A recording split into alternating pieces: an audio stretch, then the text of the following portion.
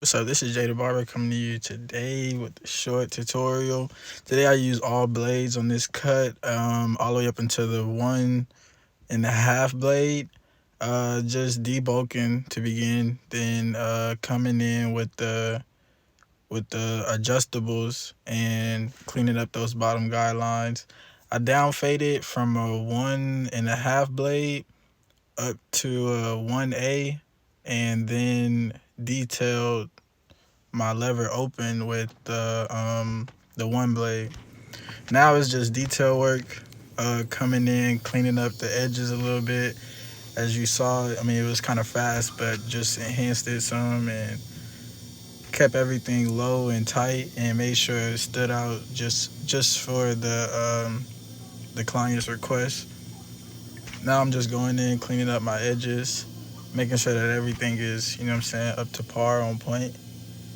This right here, this is one of the most detrimental parts to any haircut, I feel, because if your blades aren't set properly, you won't be able to achieve a proper lineup, or at least a lineup that you are looking to achieve. And here I'm just going in again, cleaning up those edges. You can see those small hairs just poking out, just tapping at them a little bit, cleaning them up. And the taper is already on point. That was nothing.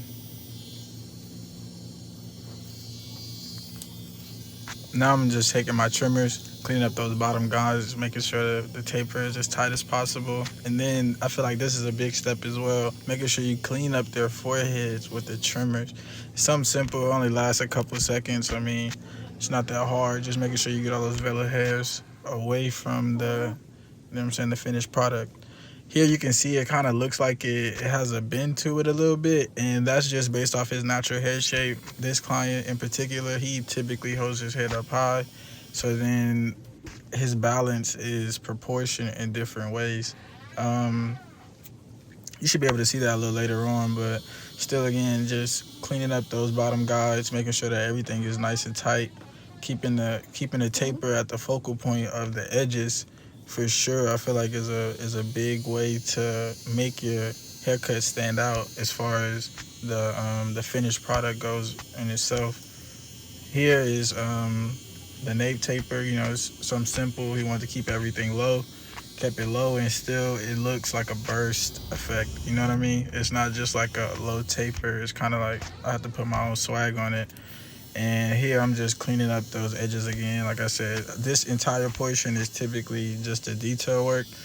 Usually whenever you get a haircut and you finish with it, you know what I'm saying, sometimes you just want to hurry up and get them up out of there. But me personally, I like to take at least an hour per client, and I make sure that with every haircut, I'm I'm going over everything at least 2 or 3 times, 3 or 4 times, just making sure that I don't mess up and I get everything going before I let my client leave my chair. Now just spraying on a little antiseptic just to moisten the skin a little bit before I go in for my shave. This will be typically the final part of the cut.